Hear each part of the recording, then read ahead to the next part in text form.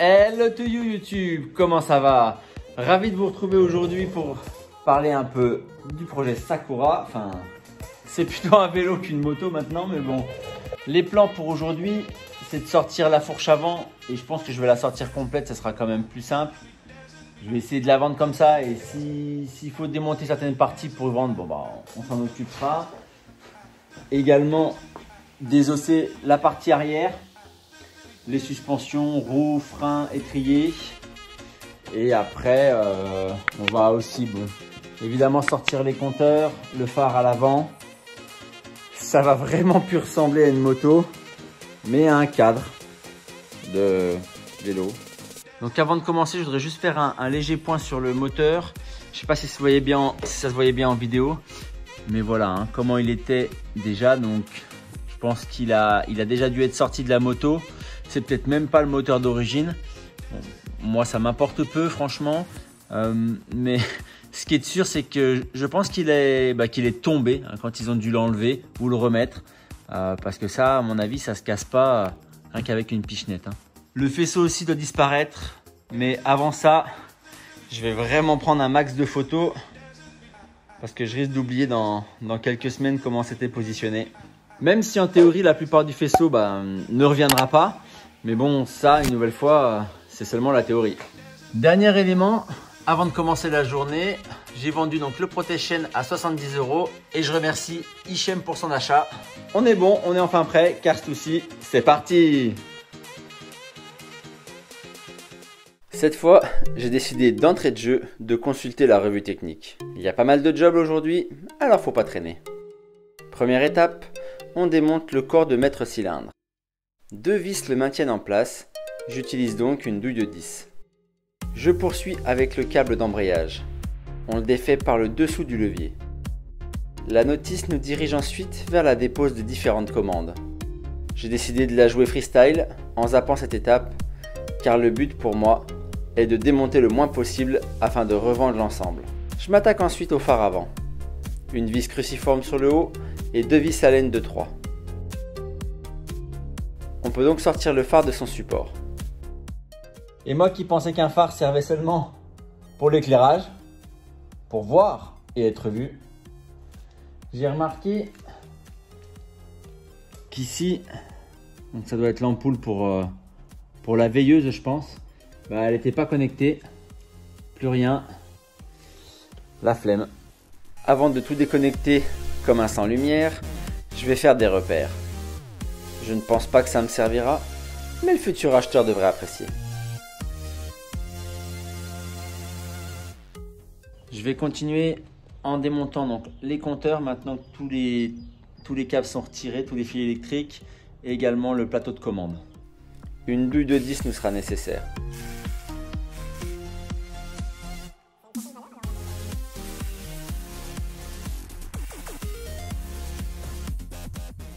Pour l'indicateur des commandes, je ne vais pas m'embêter à désosser le bloc ici. Je vais enlever directement la platine, comme ça tout restera attaché.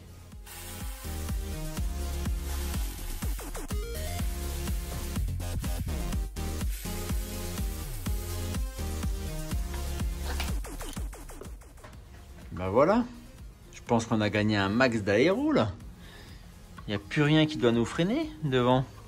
Je me débarrasse ensuite de la commande de frein avant, elle pendouille et j'aime pas trop ça. On attaque le lourd en desserrant l'écrou de colonne de direction à l'aide d'une douille de 30. 3 boulons de 10 doivent encore être retirés avant de libérer l'ensemble tête de fourche supérieure guidon. En théorie, il doit sortir tout seul.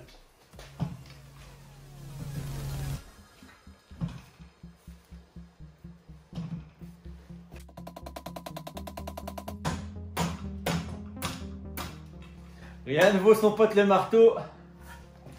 Je vais bientôt te concurrencer Thomas sur le marteau. Fais gaffe. Pour retirer intégralement cet ensemble, je dois déconnecter certains périphériques.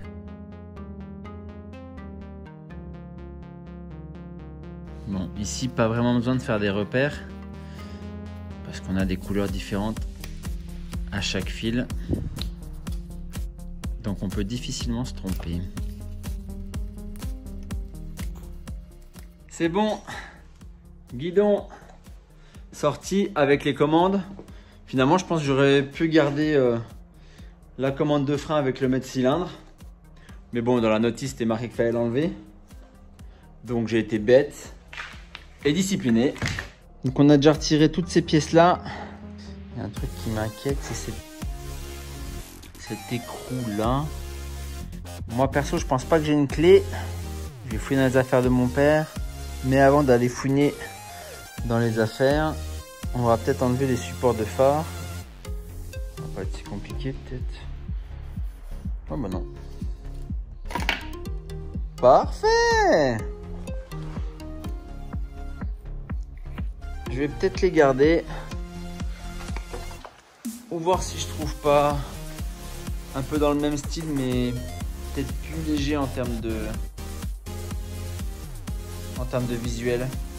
1 hour later. Bon, après avoir cherché pendant 1 heure dans le garage, j'ai donc mis un sacré bazar. Mais j'ai de la chance, j'ai 2 enfants. Ils vont bien s'amuser à tout ranger. J'ai trouvé des choses qui ressemblent. Mais c'est toujours pas ce qu'il faut. Alors, on va improviser comme d'hab. Âme sensible, s'abstenir, merci. Promis, pour le remontage, j'achèterai ce qu'il faut. Mais pour ma défense, je pensais vraiment que j'avais quelque chose. Hein.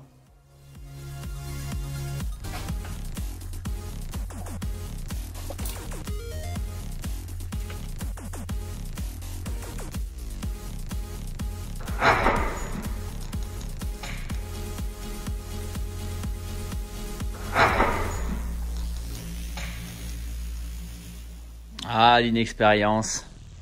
Ça a son charme. Mais le roulement là, vous me direz si c'est normal que je me retrouve avec un jeu de billes par terre? Ah, encore une.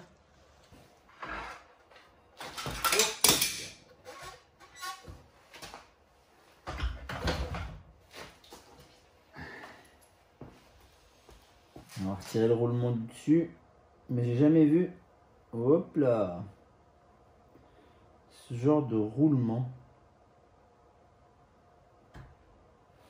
Comment ça se fait que les billes sont à l'extérieur, elles sont pas dedans? C'était peut-être fait comme ça avant.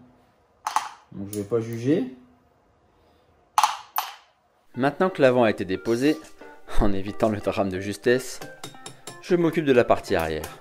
Ça ne devrait pas être trop compliqué, vu que Guy a déjà découpé la chaîne la semaine dernière.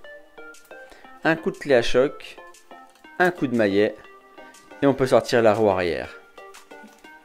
Par contre, j'avais vraiment pas anticipé ça. Elle tient pas droit maintenant.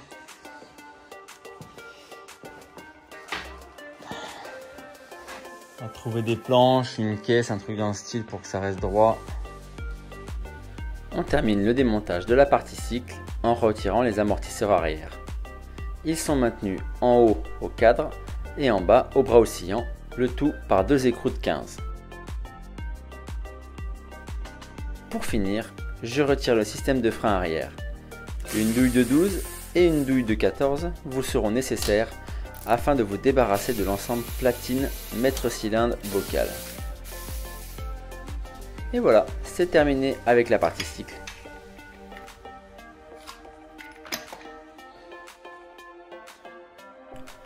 On peut donc enchaîner avec la partie électrique.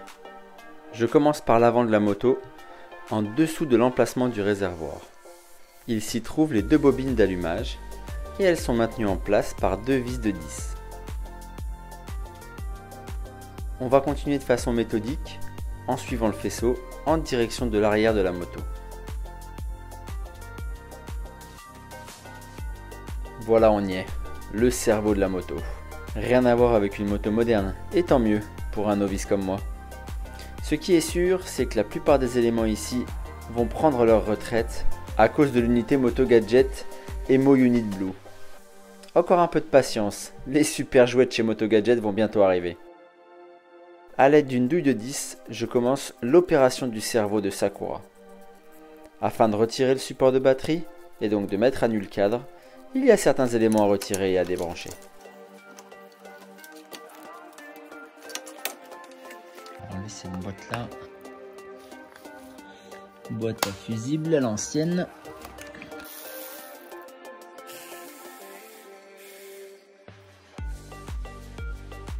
Je place tout de même des repères sur les connectiques.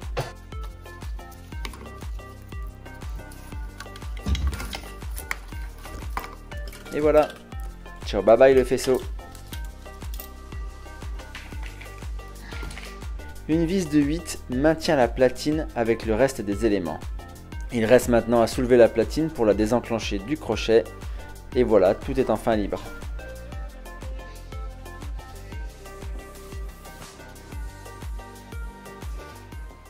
Bon bah voilà, mission accomplie, sans difficulté, sans gros problème, mis à part au moment où la moto vélo a commencé à basculer.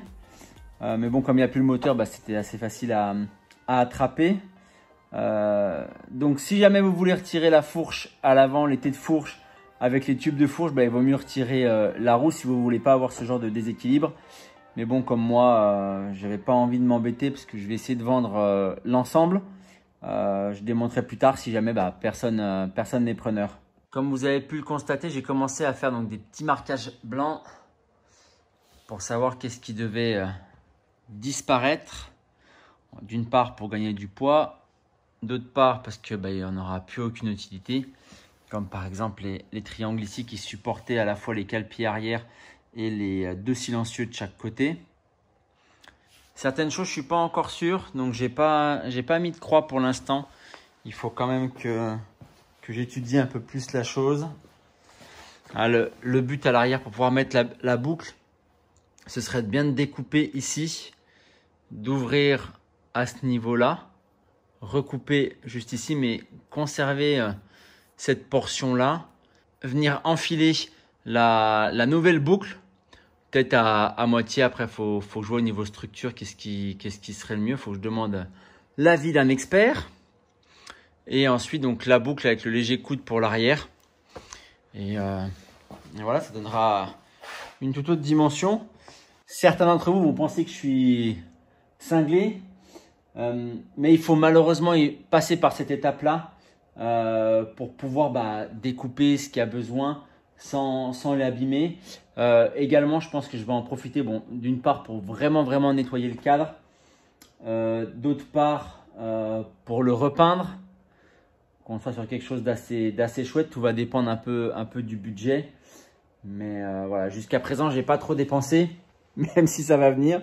Mais bon, on va essayer de respecter les 6 000 € de budget, sachant que des pièces se vendent. Il y a des demandes, des contacts, donc voilà. J'espère que ça va se finaliser. Ah mais ça ressemble plus à rien ton machin.